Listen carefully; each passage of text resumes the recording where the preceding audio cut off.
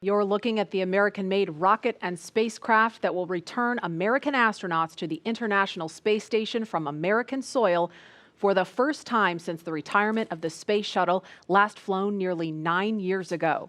Today, we're giving it another shot with our partners at SpaceX. Wednesday's first attempt was postponed due to that wild weather. But if all goes well today, we will mark a new first in NASA's storied history and usher in the commercial crew era of American spaceflight. There's astronaut Doug Hurley getting into his spacesuit, and he's being helped by one of the suit technicians there. He has flown into space 2 times before. He was the pilot on STS-127 and 135. And there's a wider shot. You can see astronaut Bob Behnken also in view now. Bob is to the right of your screen, and he also flew on 2 shuttle missions. Bob is a native of St. Anne, Missouri. And Doug is from Appalachian, New York. He was born in Endicott, considers Appalachian his hometown. We can see now NASA Administrator Jim Bridenstine. He's talking to the crew, and it looks like Associate Administrator Jim Morhard is also in the room, standing to the right of your screen. And these are great moments to get a last chance to talk to the senior leadership of NASA as they're about to go off and launch into the cosmos. And I think when you look at how Bob and Doug complement each other, and how these SpaceX suits, they really complement the astronauts too, because they're more form-fitted, they're custom-made, and this is a moment where they're getting ready to do the real deal. And Lauren, I think the integration of the suit and the vehicle and these seats is just really, really impressive. How y'all at SpaceX did that. Yeah, the primary purpose of the spacesuit, it's a pressure suit. Now, the Dragon capsule is already pressurized, so even in the vacuum of space, the crew is safe when inside of Dragon. But in the unlikely event of an anomaly that causes the capsule to depressurize, we can actually flow oxygen or nitrox into the suit, and that will keep the astronauts pressurized in flight. So that's its main purpose. So it's that form and function, and some style there as well. And for the kids out there that have 3D printers or have 3D printed, the actual helmets were made by 3D printing. So you could be a spacesuit designer yourself because you already have the skill set, and or fly in space one day if you wanted to.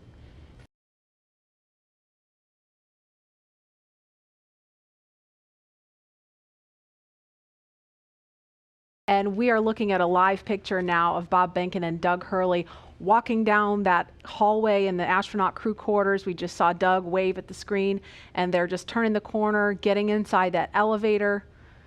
And this, you can't see it from here, but there is a banner hanging there. You can kind of see it in the back. There's a banner hanging on the wall of the elevator with the signatures of all the people who worked on this mission. So it was really important for them to hang that up in there so Bob and Doug could see it. And there the doors are opening. Here they come. Great. And there they are, NASA astronauts. Small crowd, but big cheers. NASA astronauts Bob Behnken and Doug Hurley, Doug on the left, Bob on the right, waving to the crowd there to cheer them on.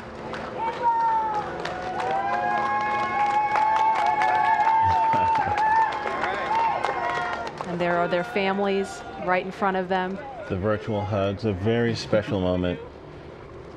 Fist bumps. Are you going to be on good behavior? Are you going to listen to mommy and make her life easy? You can hear them. Ready? Let's light this candle, I agree. Launch America! Bye, guys.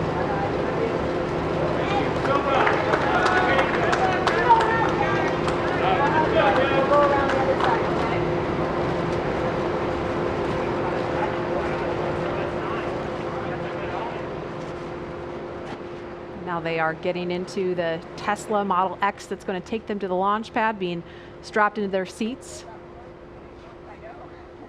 Their suit techs are attaching their umbilicals, so integrated into the Teslas. These are not just any Tesla you can just buy off the web or in a Tesla dealership. They've been outfitted with cooling units, and that white umbilical, similar to what you saw in the suit room, that umbilical is being connected to the suit to provide cooling air to the astronauts while they're on the way to the pad. And those Falcon wing doors are closing. Super sleek. A rapid departure from the Astro van. Yes, I would say so. And their flight surgeon is in the front seat in the passenger side, taking the journey along with them. As I mentioned last time, we always think about the technology and the rockets, but this is what it's all about, the families coming together, supporting the families, us working together as a team to ensure they get up there safely and back home safely for their families.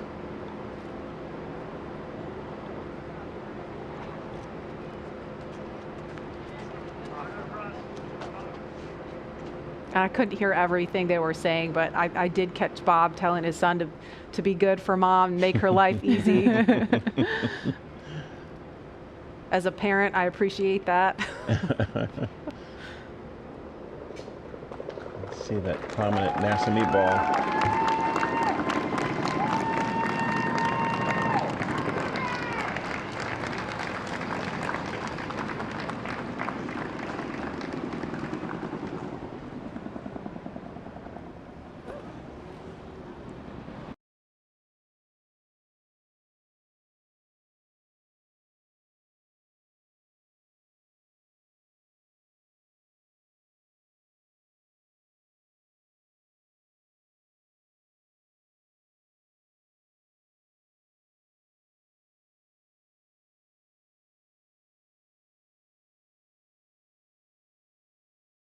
There's our hangar. We process Falcon Heavy in there. There are other boosters in that hangar as well.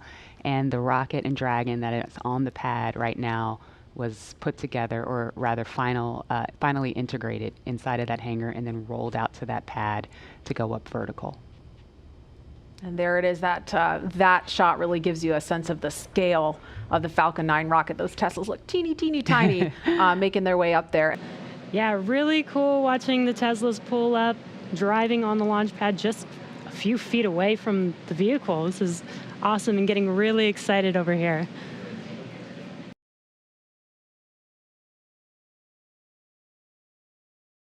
Looks like they've already gotten out of the car and they are walking up to the elevator that will carry them all the way up to the 255-foot level, and then they'll have a couple of steps to get up to the level where the crew access arm is.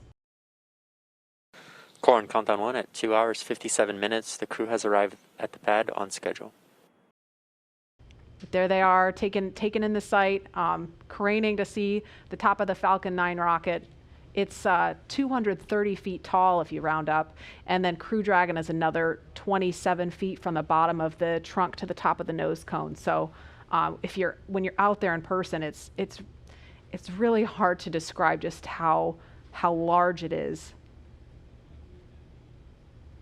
Look at them getting excited. They're ready to get in the vehicle, get in the elevator, and make it to the top.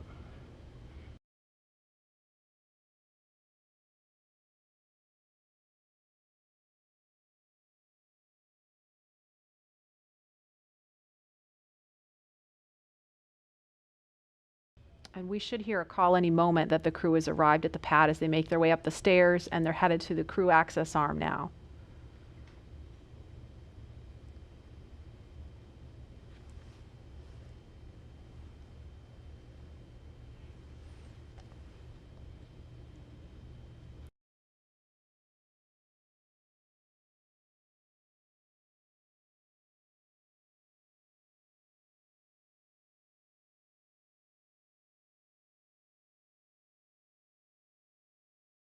So as you can see, they have already arrived at pad 39A, where Falcon 9 will lift off from at 3:22 p.m. Eastern time today.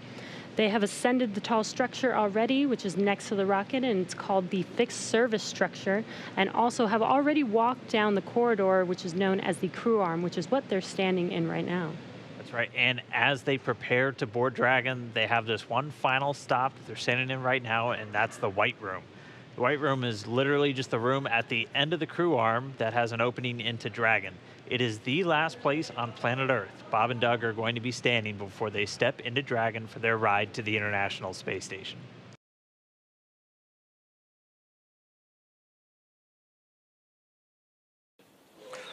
Core on countdown 1 at T-minus 2 hours and 46 minutes. The crew has arrived at the White Room and its ingress is in progress on schedule.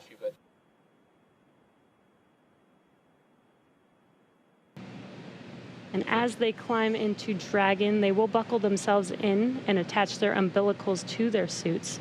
And as you can see, the suit techs are there to help them get buckled and settled into those seats. And we can see the seats slowly start to rotate. Again, they're in this down position just to make it easier to climb in and out of Dragon. They'll rotate to this launch position to put their backs a little bit more parallel to the ground. It makes taking the G-force a little bit easier for the crew on the way uphill, but most importantly, positions those touchscreens directly in front of them, which is just their gateway into Dragon. Dragon, SpaceX, seats are in the launch position. We copy. And launch control clear to retract the access arm on time. SpaceX Dragon displays are configured for launch. Copy.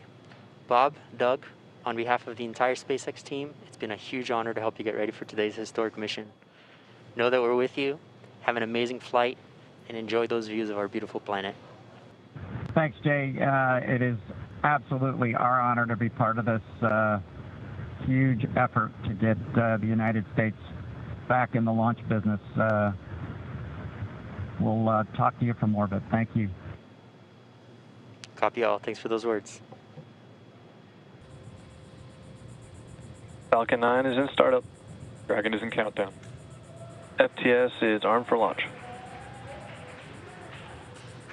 Under a minute now, the FTS, the flight termination system, has been armed.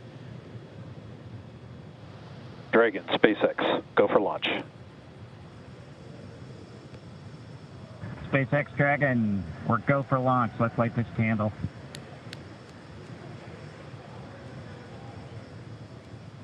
T-minus 30 seconds.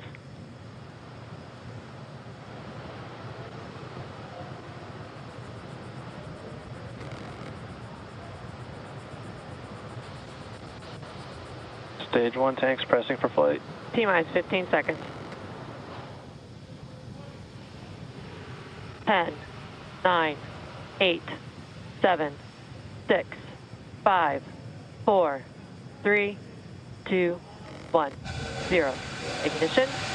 Liftoff of the Falcon 9 and Crew Dragon. Go NASA, go SpaceX, Godspeed, Bob and Doug.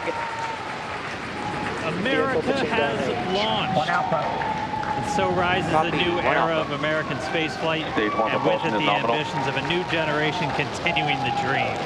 20 seconds into flight, stage 1 propulsion is nominal.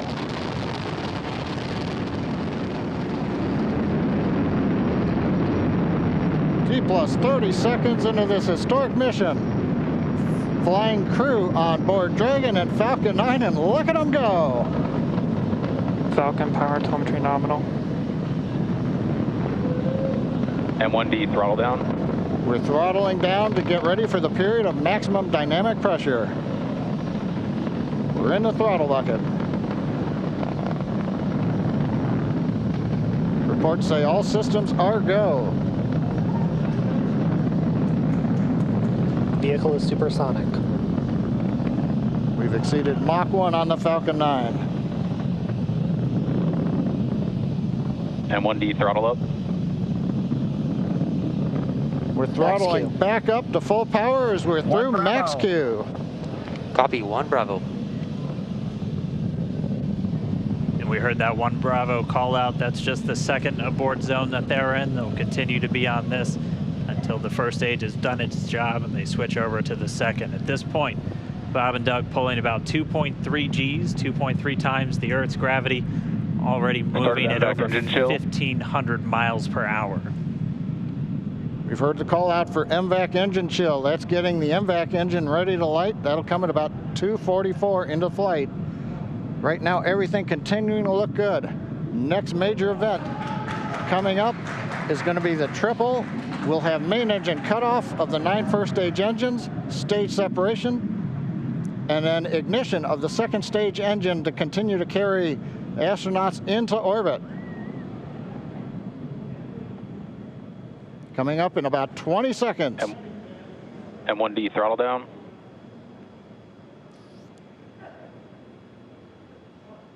We heard we're throttling down the Merlin engines on the first stage.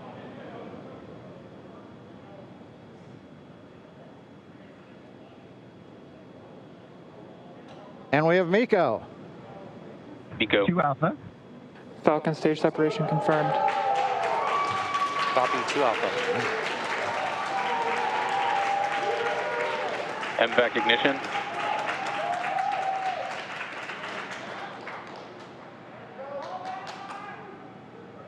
All right, we have stage separation confirmed. The first stage beginning its flight back. The second stage being powered by that single Merlin 1D vacuum engine has ignited and is now carrying Bob and Doug into orbit. So they're going to continue under the power of this second Stage stage. 2 propulsion is nominal. Which will cut off at SECO, or second engine cut off at about 8 minutes and 44 seconds into today's flight. So a little over 5 minutes to go still on this second stage. You heard the call out 2 Alpha, so they're now in the longest abort zone that carries them all the way from about North Carolina up the eastern seaboard, almost to Canada. Things looking good though, getting good call outs, nominal propulsion on that second stage. Bob and Doug continuing to make their way into orbit.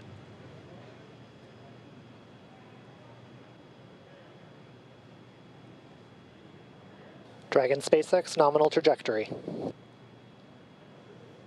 Acquisition of signal in Bermuda. SpaceX Dragon nominal trajectory. All right, here in nominal trajectory, so Dragon pointed in the right direction, continuing to make their flight uphill. Heard acquisition of signal Bermuda. That's one of the other ground stations that they're using to get telemetry and data back from this spacecraft. Stage 2 propulsion is still nominal. And while they continue uphill, looks like we are getting a view of the first stage as well. Yep, on your right screen, you can see that first stage with the grid fins deployed. It's making its way back to attempt to land on our drone ship, Of Course, I Still Love You today. Stage 1 entry burn startup.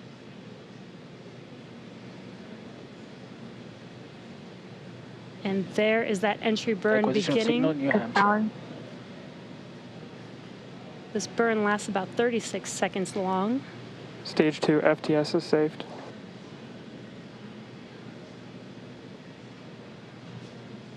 Now we are waiting for our first stage to make its way to our drone ship, Of Course I Still Love You. Dragon SpaceX nominal orbital insertion.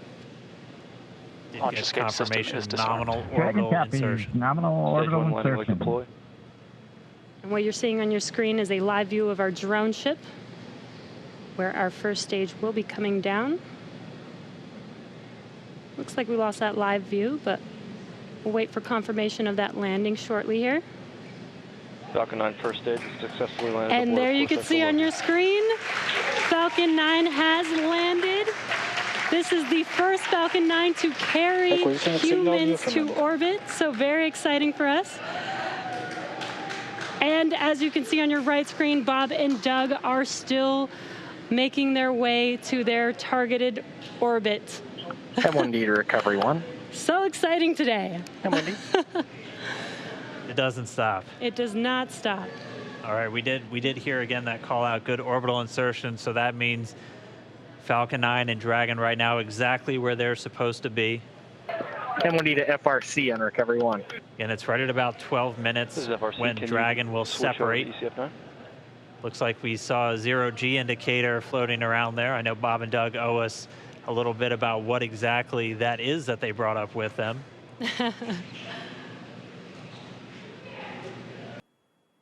Dragon separation confirmed.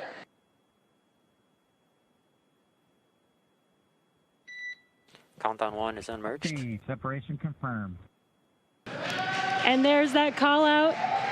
Dragon is now officially making its way to the International Space Station today. Dragon SpaceX with that separation call. We have a few words for you from our Falcon 9 team. Standing by. Dragon, Chief Engineer on Dragon to Ground. Bob Doug, on behalf of the entire launch team, thanks for flying with Falcon 9 today. We hope you enjoyed the ride and wish you a great mission. Thanks, Bala. Congratulations to you and the F9 team for the first human ride for Falcon 9, and it was incredible. Appreciate all the hard work, and thanks for the great ride to space. Copy all. Bala and Mike, proud of you guys and the rest of the team. Thank you so much for what you've done for us today, putting America back into low Earth orbit from the Florida coast. Copy all. Good luck. Godspeed.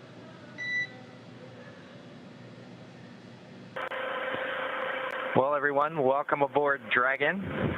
My name is Doug. Next to me is Bob. You probably know him. We're so glad to be with you this evening and welcome you on board Dragon. Got a couple things we want to talk about first before we kind of show you around. The first is kind of a tradition we've had over the years with spacecraft going way back to the Mercury era. And then a tradition that's been carried on ever since with all our space vehicles, including the Soyuz. We're given the honor to name this capsule.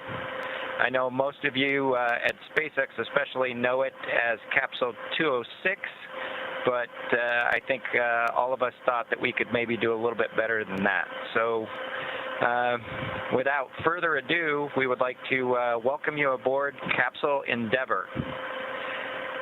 We chose Endeavour for a few reasons. One, because of this incredible endeavor NASA, SpaceX, and the United States has been on since the end of the shuttle program back in 2011.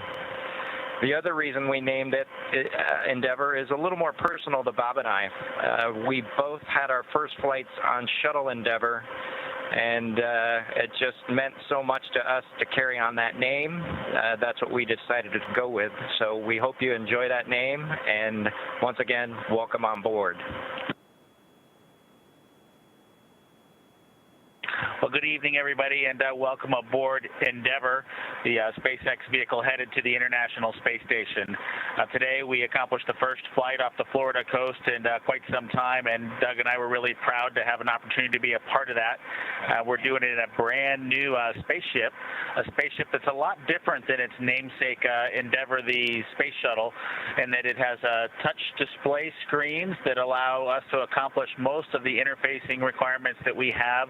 We'll have if Doug pans over and points at the display in front of me, you can see the forward view that we had during the maneuvers that we most recently did. You can look out the window. It looks like the centerline camera doesn't have a lot of content on it now. We're kind of pointed into space so that the windows can see the Earth below us. But we've got the capability to interface with the vehicle, and it's kind of interesting. There's a command. This little button over here is actually what the commands are for our displays. One thing that does get lost is there is a extensive button panel down below as well. So over on this side, we can turn the displays on and off, as well as send some commands for some contingency situations. On the other side, we have the ability to deploy chutes and things like that on entry. So we do have some buttons, but the primary interface is these displays. So nice, new, modern cockpit that we've got for our compared to our namesake, the Space Shuttle Endeavour. I'm going to migrate a little bit away from our seats here, and Doug from his seat is going to continue to try to follow me so you can tell what can be seen from the seat that he sits in. So from his seat, when he is inside in the vehicle, strapped in, this is what his view actually looks like. You can see a window off to the one side. We each have a window that we can view out and see what's going on outside. That was exciting on ascent for us to be able to see the arm rotate away from the pad, and that's when we both, I think, knew that we were going to launch today. So that was super cool. I've got one on my side as well. The hatch that we came in is the hatch that's right behind me. It is a little bit of a tight quarters, but I'm going to try to demonstrate some of the capability that we have now that we're in zero gravity. So I think I was requested to do a backflip. I'm going to kind of do a side spin, which is a little bit of a permutation on that request. So hopefully you can see what it's like to actually float in zero gravity. And Doug and I are super excited that we got the opportunity to do this again today, even before the end of May. So that was super cool. We did, it turns out, end up with one stowaway on board our vehicle when we launched today. It was not just Doug and I who accomplished the launch here. We do have an Apatosaurus aboard. We both have two boys who are super interested in dinosaurs.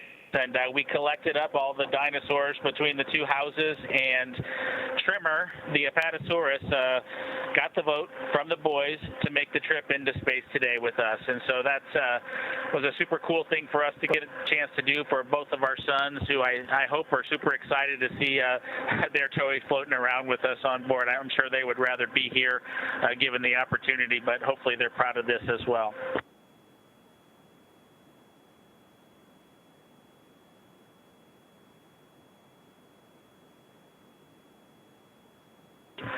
Okay, as we work our way towards one of the windows, unfortunately it's getting a little bit dark, but I don't know if Bob can pan over here. We just passed off of the coast of Newfoundland and we're headed over to over the Atlantic right now.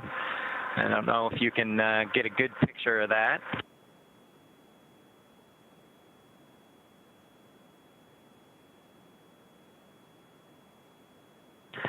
Anyway, hopefully you enjoy that view as we pass over the Atlantic.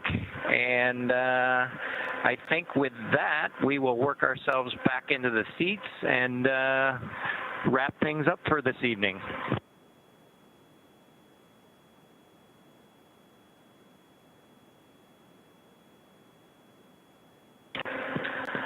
So Doug's there, making a nice big smile for the camera. I hope you enjoyed the trip today with us on board the Dragon capsule Endeavour with our friend Trimmer, the Apatosaurus, and Doug and I. We just would like to thank SpaceX, we'd like to thank NASA, and we'd like to thank the American people for the opportunity today. And we're really proud of the entire team that was able to accomplish human spaceflight again from the Florida coast. Just a wonderful experience. Doug and I are just so proud to be a part of it, and just want to thank everybody who gave us this opportunity and worked so hard to make this happen today. So with that, I think it'll be good night from Capsule Endeavour. Good night to everyone at NASA, at SpaceX, and the United States, and congratulations to the teams that got us into orbit. And we're looking forward to seeing Chris Cassidy and his Russian colleagues on board the International Space Station tomorrow morning. Good night, Megan and Theo. And Karen and Jack.